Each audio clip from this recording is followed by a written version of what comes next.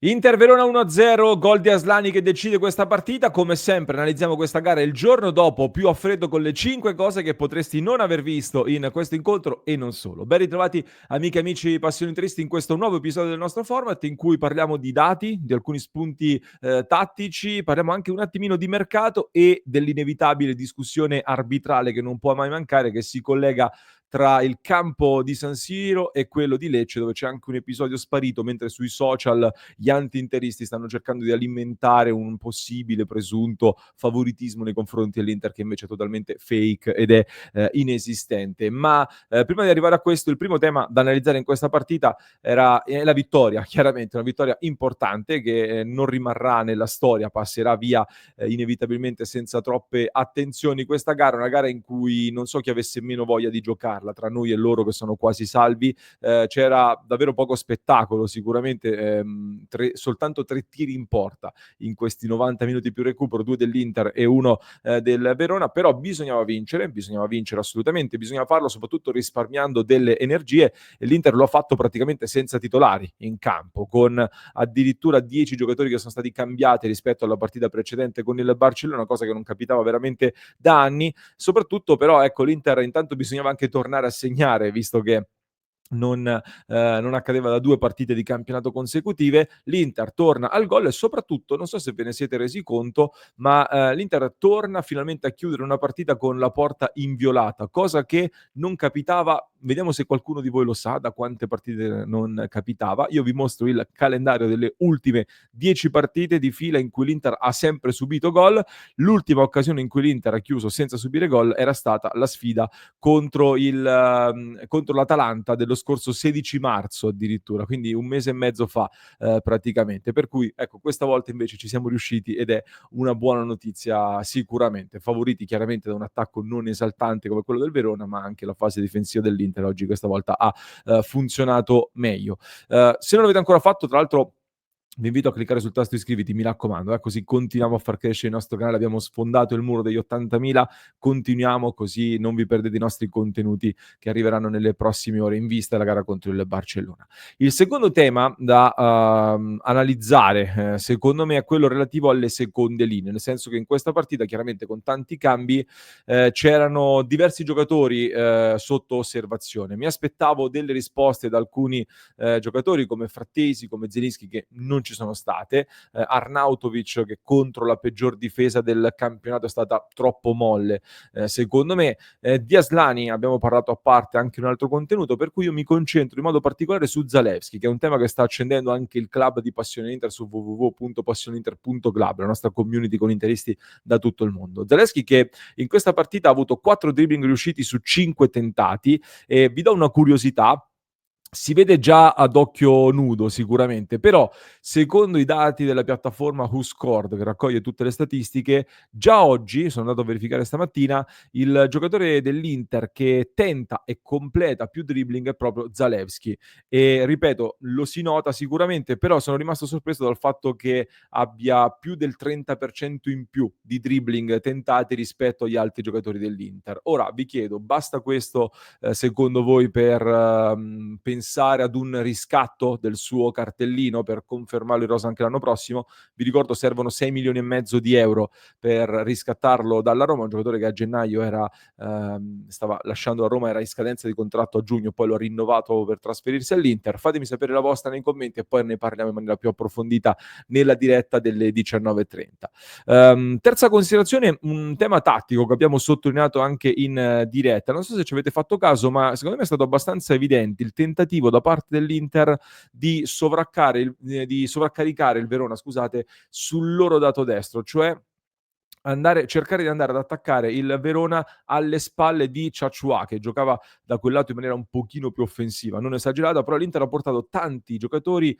sul nostro lato sinistro, da quella parte, cosa che di solito già l'Inter pende tendenzialmente a sinistra come costruzione del gioco, ma questa volta davvero c'erano tanti giocatori che andavano ad attaccare da quella parte, anche Frattesi spesso ha giocato da quel lato, tant'è che ricorderete un paio di azioni che nascono da quel lato e anche una triangolazione al limite dell'area proprio con Frattesi coinvolto, ma lo stesso Correa ha giocato molto da quel lato. E allora, soprattutto su Correa, mi ha incuriosito la sua posizione, perché ne stavamo parlando in diretta e ormai i ragazzi di Correa sembra fare veramente la mezzala praticamente in quest'Inter, perché, sono andato a prendermi le heatmap delle ultime 5 partite in cui Correa è entrato anche, a gare in corso, e praticamente non è mai entrato in area di rigore se non appunto in questa gara con il Verona in un paio di situazioni sul centro-sinistra, però mai nel cuore dell'area. Nelle ultime 5 partite, ecco, per chi ci sta seguendo in video, fate un attimo una breve pausa, guardatevi e zoomate queste heatmap, praticamente non entra più in area di rigore. Però, ecco, ancora 3 partite di pazienza e poi lo saluteremo.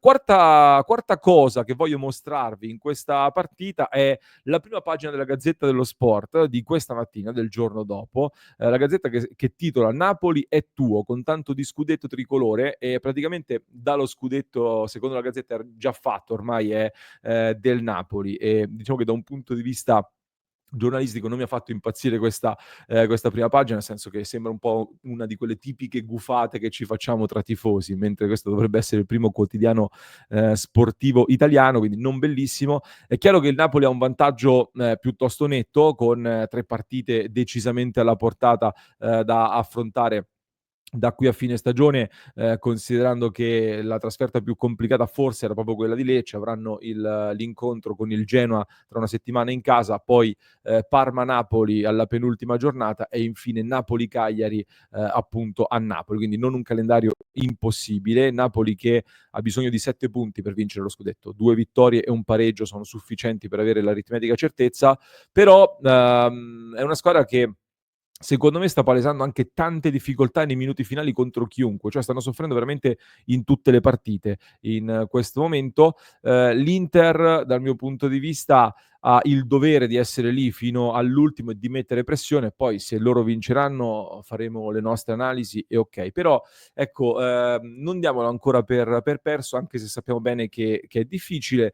Magari da qui a fine stagione qualche episodio arbitrale poi girerà in maniera differente, perché al momento invece sta girando un pochino tutto in direzione Napoli, tra calendari, incroci e anche alcune scelte arbitrali, come il caso del tocco di mano di Spinazzola, che secondo varie moviole non è calcio di rigore perché è inaspettato, si trova praticamente a 4 metri abbondanti dalla traversa che è stata colpita dall'attaccante del Lecce, tocca il pallone con la mano abbastanza larga. Ecco, vorrei capire qual è la differenza tra questo episodio e l'episodio invece di Inter-Fiorentina, in cui Gosens di testa, tra l'altro con Ken che aveva trattenuto Darmian, lo sbilancia e Darmian è a 30 centimetri di distanza da Gosens. Questo non è inaspettato, questo è calcio di rigore, quello di Spinazzola no. Ma soprattutto c'è un episodio che è sparito dalle moviole per il momento. Io qui non ho la certezza che sia un errore. Che cosa è successo innanzitutto? Sul gol del Lecce, scusate, sul gol del Napoli con Raspadori dal limite area di rigore che batte questa punizione, McTominay parte e va ad aggiungersi alla barriera, e i 2 giocatori del Napoli davanti alla barriera sono molto, molto vicini alla barriera. Questa cosa non tutti lo sanno, ma nel regolamento è vietata, perché alla regola che vi evidenzio, c'è scritto: se quando un calcio di punizione viene eseguito, un calciatore della squadra attaccante si trova a meno di 1 metro dalla barriera formata da 3 o più calciatori della squadra difendente, verrà assegnato un calcio di punizione indiretto. Quindi se questi giocatori del Napoli sono a meno di 1 metro dalla barriera, il calcio viene assegnato un calcio di punizione indiretto per il Lecce, non possono stare a meno di 1 metro. Ecco, ripeto, questo episodio non ne sta parlando praticamente nessuno dei principali media in questo momento. Non sono certo che McTominay, che tra l'altro impalla il portiere del Lecce, e i 2 giocatori del Napoli davanti alla barriera siano a meno di 1 metro.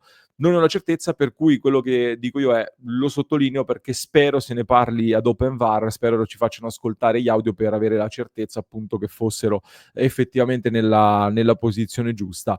Vedremo se sarà così. Nel frattempo, come vi dicevo, sta girando un po' una fake news che stanno montando ad arte in questo momento sulla partita di San Siro tra Inter e Verona, dove l'arbitro ha giustamente concesso il rigore all'Inter perché il fallo di mano di Valentini è netto. C'è un frame che stanno condividendo di Darmian e De Vrij che si sono scontrati al limite dell'area di rigore. Non so se vi ricordate quel momento, con il pallone che avrebbe toccato il braccio di De Vrij. Ecco, attenzione, intanto tutto questo è successo fuori dall'area di rigore, ma soprattutto il tocco di mano in realtà non c'è. Quindi quella situazione lì non ho capito perché stanno chiedendo un rigore per un qualcosa che non è avvenuto, e soprattutto non è avvenuto fuori dall'area di rigore. C'è stato un unico errore abbastanza grave comunque in questa partita tra Inter e Verona, che è quello della mancata espulsione di Duda, che Marelli a DAZN ha definito in questo modo: il secondo episodio da rivedere è la seconda ammonizione per imprudenza che manca a Duda. Giusto concedere il vantaggio, dato che l'Inter stava organizzando un'azione potenzialmente pericolosa,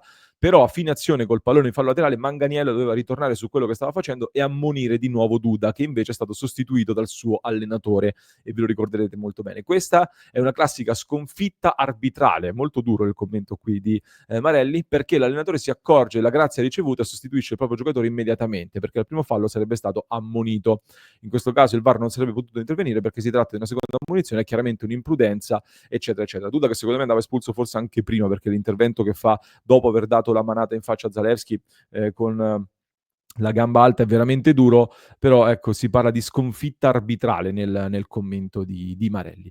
L'ultima cosa che forse non avete visto è la sfida del Barcellona, la gara tra Valladolid e Barcellona si giocava praticamente in contemporanea, quindi non so quanti di voi l'hanno poi recuperata. Io sono andato a riprendermi gli highlights più estesi.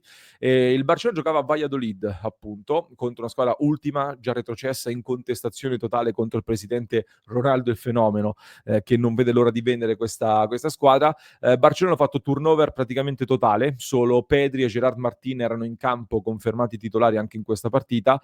Vanno in svantaggio subito, va in vantaggio il Valladolid, di nuovo sugli sviluppi di un calcio piazzato. Avevano sofferto, avevano rischiato sul primo pressing del Valladolid, hanno sofferto su un calcio piazzato, poi sugli sviluppi arriva un tiro del Valladolid che viene deviato ed è 1-0 per la formazione di casa.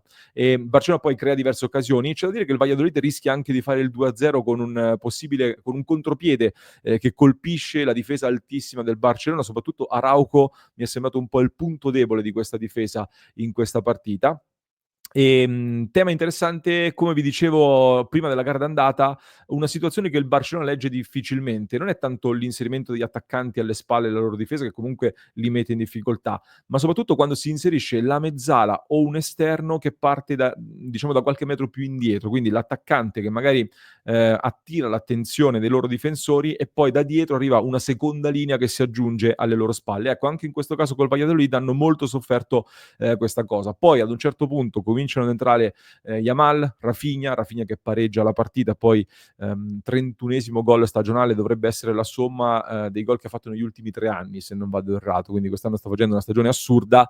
Poi il Barcellona va in vantaggio, potrebbe segnare anche un paio di gol, va vicino più volte al 3-1, anche se pure il Valladolid ha un'occasione alla fine con di nuovo Araujo che si è addormentato. Barcellona che non recupererà Baldé, l'esterno mancino, e quindi dovrebbe giocare nuovamente Gerard Martin, che era stato annientato da Dumfries a Barcellona. Speriamo che sarà così. Potrebbero recuperare invece Lewandowski. In porta sarà confermato Szczesny nonostante il rientro di Ter Stegen tra i pali. L'Inter invece in queste ore vedremo se riuscirà a recuperare Pavard e Lautaro Martinez. Pavard sembra leggermente più avanti in questo recupero, Lautaro Martinez ci proverà in ogni modo. Ne stavamo discutendo anche nel club se sarebbe giusto lanciare subito Lautaro Martinez oppure magari mandi in campo Taremi e poi Lautaro negli ultimi minuti per eventuali supplementari anche da poter giocare. Poi ne discuteremo meglio. Intanto è stato annunciato anche l'arbitro, che sarà l'arbitro Marciniak, il polacco. Occhio anche qua perché è scoppiata la bufera, la polemica sull'arbitro, perché in Spagna lo accusano di essere madridista perché c'è un video in cui ha un beauty case del Real Madrid nello spogliatoio di qualche anno fa, e gli interisti invece si ricordano che ha arbitrato la finale col City, la sconfitta con Liverpool, la sconfitta con l'Atletico Madrid e se non sbaglio anche la gara con il Porto in cui diede un recupero lunghissimo e accese diverse polemiche. Quindi un arbitro che scontenta tutti. Vedremo, ne parleremo nelle prossime ore anche nel club di Passione Inter, www.passioneinter.club. Se non l'avete ancora fatto vi aspetto con il link in descrizione nella nostra community. Mi raccomando, ci vediamo lì, e trovate in descrizione un altro approfondimento per chi ci ascolta in podcast, mentre per chi ci segue su YouTube vi basta cliccare qui.